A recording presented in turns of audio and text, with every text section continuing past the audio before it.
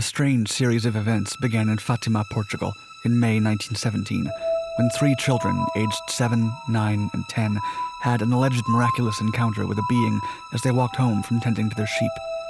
A flash of light hovered above them, similar to lights encountered by those claiming to have seen unidentified flying objects.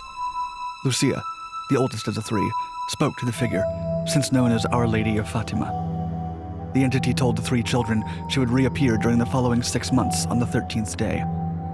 The supposed secrets she shared with them would remain hidden by the church for decades, and some allege that the truth may never be known.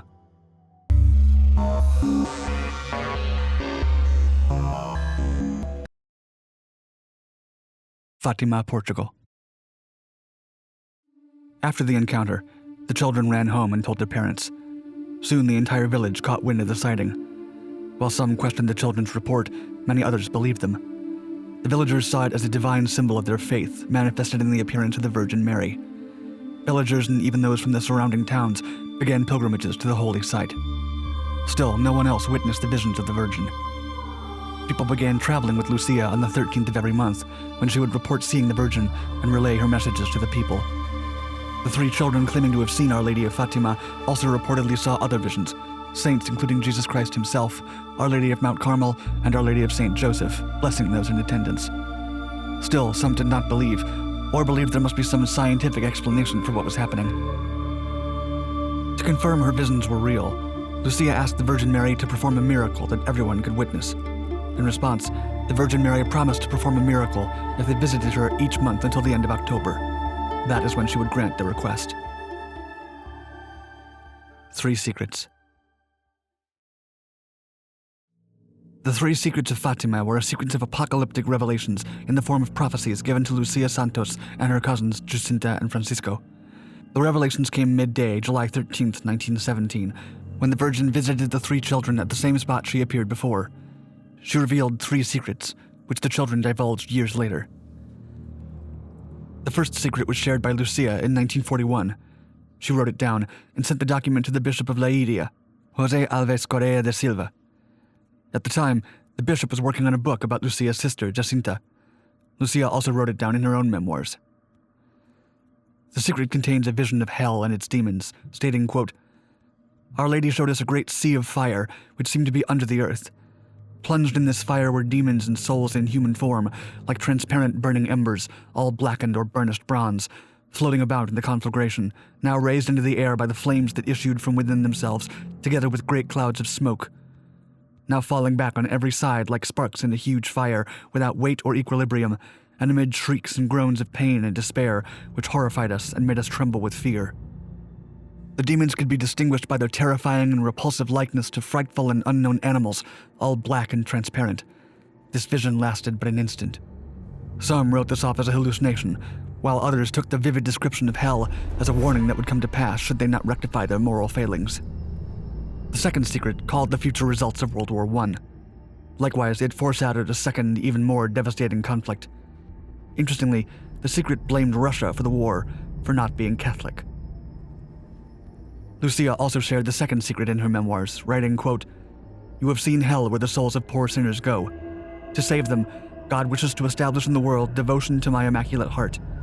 If what I say to you is done, many souls will be saved, and there will be peace. The war is going to end, but if people do not cease offending God, a worse one will break out during the pontificate of Pope Pius XI. When you see a night illumined by an unknown light, know that this is the great sign given you by God that he is about to punish the world for its crimes by means of war, famine, and persecutions of the Church and of the Holy Father. To prevent this, I shall come to ask for the consecration of Russia to my Immaculate Heart and the communion of reparation on the first Saturdays. If my requests are heeded, Russia will be converted. There will be peace. If not, she will spread her errors throughout the world, causing wars and persecutions of the Church. The good will be martyred. The Holy Father will have much to suffer. Various nations will be annihilated. In the end, my Immaculate Heart will triumph. The Holy Father will consecrate Russia to me. She shall be converted, and a period of peace will be granted to the world." Some believe the prophecy spoke not only of the Second World War, but also Russian nationalism under the Soviet Union, and even contemporary global politics. The third secret revealed at Fatima was yet undisclosed at the time of Lucia's death. Nevertheless, Bishop Silva asked her to write it and send it to the Vatican. it has been kept safe ever since. The Vatican published the text in the summer of 2000. Still, some believe that the published secret is either incomplete or a fabrication to keep the masses from hearing the truth. The text still presents a striking and terrifying vision, stating, quote, "At the left of Our Lady and a little above, we saw an angel with a flaming sword in his left hand. Flashing, it gave out flames that looked as though they would set the world on fire, but they died out in contact with the splendor that Our Lady radiated towards him from her right hand. Pointing to the earth with his right hand, the angel cried out in a loud voice, 'Penance, penance, penance.' And we saw in an immense light that is God, something similar to how people appear in a mirror when they pass in front of it, a bishop dressed in white. We had the impression that it was the Holy Father. Other bishops, priests, men and women religious, going up a steep mountain, at the top of which there was a big cross of rough-hewn trunks as of a cork tree with the bark. Before reaching there, the Holy Father passed through a big city, half in ruins and half trembling, with halting step, affected with pain and sorrow. He prayed for the souls of the corpses he met on his way. Having reached the top of the mountain, on his knees at the foot of the big cross, he was killed by a group of soldiers who fired bullets and arrows at him, and in the same way there died one after another the other bishops, priests, men and women religious, and various lay people of different ranks and positions. Beneath the two arms of the cross, there were two angels, each with a crystal aspersorium in his hand, of which they gathered up the blood of the martyrs, and with it sprinkled the souls that were making their way to God. The miracle of the sun. The miracle of the sun served as the story's confirmation to villagers, as well as thousands of believers. To this day, it's unclear what happened on October 13th, 1917, or what provoked this phenomenon. Author Joe Nickell calculated that approximately 70,000 individuals were present at the site of the event in anticipation of the Virgin's last visit to Fatima and the promised miracle. Other calculations have been less generous. Nevertheless, every report indicates that the crowd was well in the tens of thousands of people. As previously, the figure identified as the Virgin Mary was visible only to the children. Reportedly, the Virgin Mary asked all to repent and built a chapel at the location. She then lifted her arms to the sky, and according to those present, Lucia exclaimed, "The sun!" The witnesses looked upwards, and a miracle unfolded before their very eyes. A silver disc of unknown origin supposedly burst from behind clouds. Reports of what had indeed happened vary. All present saw the sun behave erratically. Some reported it dancing around in the sky. Others claimed that the sun was rapidly approaching the earth, zigzagging. Others said brilliant colors spun from all directions around the sun. Few reported seeing a minor event. It's unclear what happened or how, but it is widely accepted that a paranormal phenomenon took place.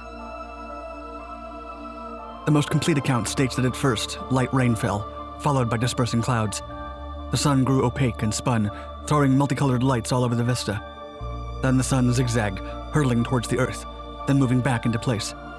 Some people only witnessed or testified to part of these events. Still, most accounts agree that the sequence of events lasted only about 10 minutes or so. The Pope confirms. In 1930, the Catholic Church confirmed these miraculous aberrations were supernatural in nature. In Fatima, the Church and people joined together to erect a site, now visited in pilgrimages by the faithful.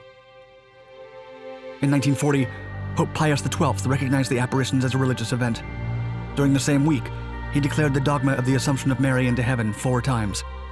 The Pope claimed to have witnessed the miracle of the sun, repeated over the Vatican gardens. He arrived at the statue of Our Lady of Lourdes on October 30th, 1950. In his notes, Pope Pius claimed to have been, quote, awestruck by the event. The miracle repeated itself the next day and again on November 8th. The Pope tried to witness the same phenomenon on other days, but the apparition never returned.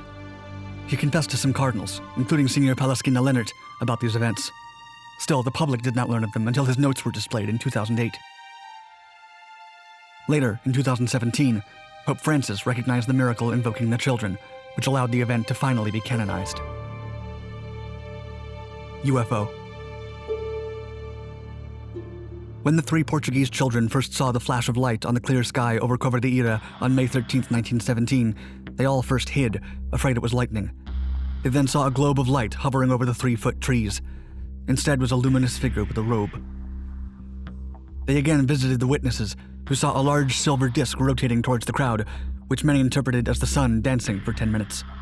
When one pope promised to reveal the 3rd secret, he mysteriously disappeared a month later. When the 3rd secret was finally published, many theorized that it was incomplete or a fabricated version of the truth.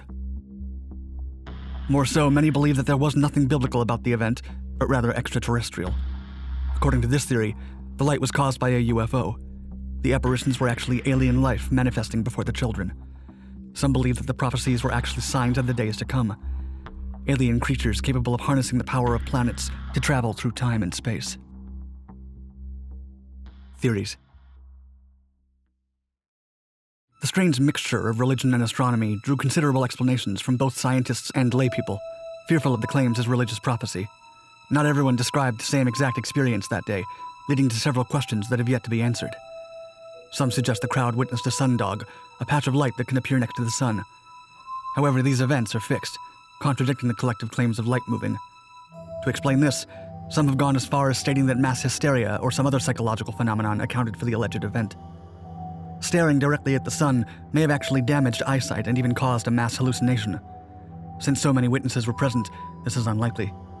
Those who believe accept the religious theory as the most likely explanation. Those who do not find their answers rooted in science or fear that something still unexplained could have induced the visions.